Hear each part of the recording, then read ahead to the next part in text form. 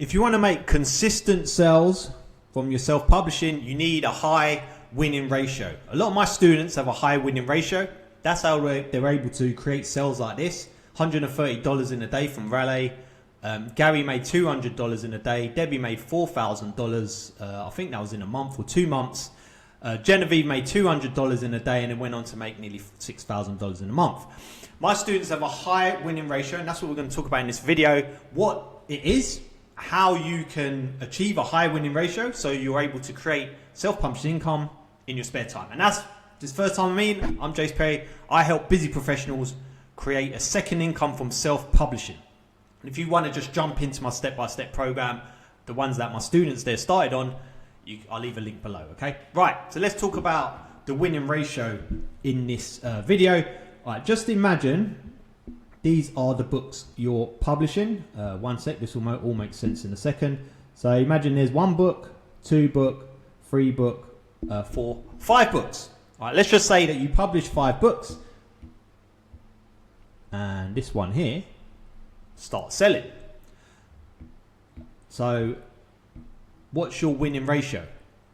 It's 1 in 5. Now, what's important about this is the first thing we're doing here is we're talking about quantity. Most self-publishers don't publish enough to even know their winning ratio. Now, can you imagine that's 1 in 5? Imagine you only publish 3 books, you don't make any sales, and you give up. You didn't even know, most self-publishers don't even know, had they published just 2 more books, they might have made a sale, and then they know that they've made 1 sale every 5 books. So it's an important thing to measure. And it comes from quantity. So let's talk about quantity, because I think this is the bit where most people fall off. They don't do enough. Okay, so let's talk about quantity. Firstly, do enough. We need to publish enough to know how many books it takes for us to get a consistent seller. Now, some of these books will just sell once or twice and just fall off. You get one that will just start selling really, really well. Okay, quantity. Now, it might be that you get 1 in 5. I think that's conservative. A lot of my students get 1 in 1s. I get 1 in 1s. You may get 1 in 3. And I'm sure if you've self-published before, you've got way better books than me. Trust me on this. My books aren't nothing special. I just know how to position them really well. So you probably, if you've only published 3 or 4 books, maybe even 5, you probably just need to keep publishing a bit more, and then you'll start seeing sales. Okay, but let's just say 1 in 5 of your book sells. How do you therefore make more sales? We just do basic maths on this.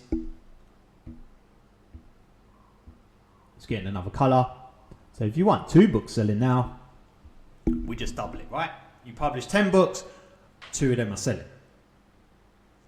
Nice and simple. What I love about this is it's just logical and maths. There's nothing fancy about it. If you were able to make 1 sale in 5 books, there's a high chance you can make 2 sales in 10 books. Okay, basic, right? Right. Now the next thing, how do we increase this winning ratio to get a higher winning ratio like the ones my students again, the ones that I get? Okay, let's talk about quality. Oh, let's pick the right pen color first. All right, quality. I call it quality. I mean, you can call it anything you want. It's just got another Q, so I thought I'll be cute about it. Okay, so we want now quality books that gives us a ratio of 3 in 5. Let's just say 3 in 5. Again, that's conservative. Now, what's great about this is what I love about this is where quantity was in your control, you could just mindlessly just keep publishing, and eventually you'll get more books selling from sheer quantity. Quality, again, is in your control, but it's kind of like the skills behind self-publishing. It's like the intangibles, the things that you can only learn from doing quantity, like when you're publishing enough, the things you learn from actually publishing books. And again, most self-publishers don't publish enough to learn. And what are they specifically? The number one thing that will increase your chances of making sales is the niche or customer. Let me just tell you about one of my students there that you just saw, Debbie, who made around 4,000, I think. Well, I know for a fact she made $1,000 in a month like on her second month. Now, her customer, her niche she picked, the customer is based on a family member. So she knows it very, very well. She knows the customer very, very well. So you can imagine, if you know the customer very well, every book that you're publishing is going to be, you're going to be thinking about that customer. And that creates better books.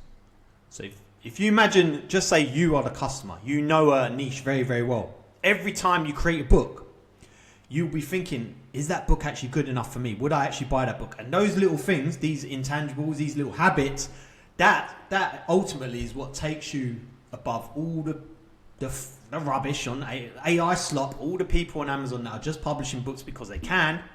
This takes you above that because now you're thinking about what will actually make you money on Amazon, and that's selling a book to a real person. Then the next thing, once you kind of know the customer, then it's a title. Remember, I've just put title there. Title is separate from the cover. The title sells the book. The cover kind of stops the scroll and gets the attraction, like attracts the customer. The title sells the book. That's why you can have books with literally just the title on it, selling really, really well, literally making thousands and thousands of dollars just based on the title. Most self-publishers don't think about the title. They just think about the cover and the title together. Just get it done in ChatGPT. Not even any thought, okay? We want to split that up. Now we know the customer. Think of different titles that would attract that customer. See why it's so important to understand that customer now. I have one of my students, Michael, I think he's a senior. He's in the seniors niche, and he's using very, very unique titles now because he understands what these seniors like.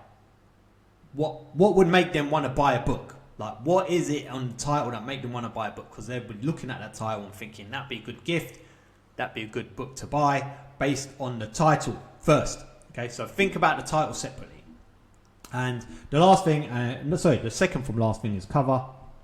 And I kind of just mentioned there, just stop the scroll.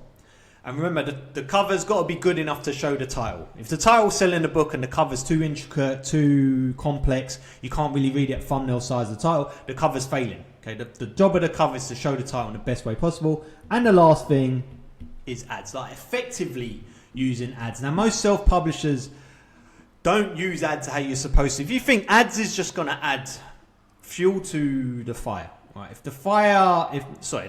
the wrong analogy there.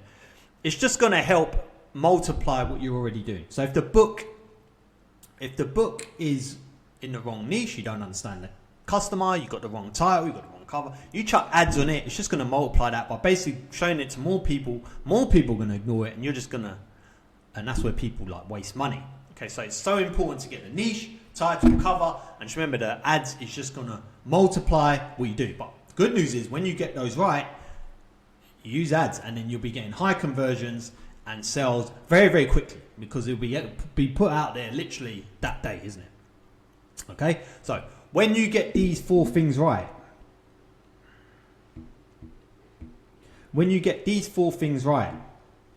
this is when you can increase. This is when you can increase your quality of the quality and increase your winning ratio. You can even get 4 in 5, or you can get 5 in 5, or 1 in 1, like I do and my students do. And if you want to know how to do all 4 of these, plus every single thing that helps you increase your winning ratio, my program's below. I'll leave a link. Okay, let's wrap this up now. So what's interesting is the first thing is quantity. First thing is quantity, because it's kind of like if you don't even know your winning ratio, you need to publish enough to get there, right?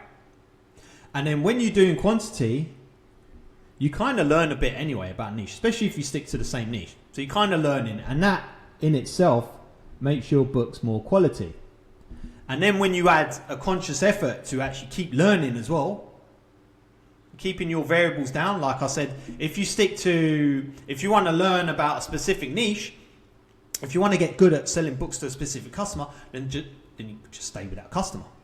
So you keep the variables, keep it locked. So you can learn more and more by publishing to that one customer, as opposed to jumping around. Just as you kind of learning how to do titles to this customer, you get bored and jump onto this customer. See what I mean? So if you stick with that one customer, provided there's money, it's a good niche, then you can just build up on your skill set to sell into that one customer. That increases the quality of your books, and that's how you make more sales. So quantity first to find out your winning ratio and to improve your quality of books, because you start learning more and more, and then that kind of like works together to increase your winning ratio. And that's what you want, a high winning ratio, especially if you're busy professional and you're limited on time. You want to be selling one of one, really, isn't it? Okay, thanks for watching. I hope this was helpful to you.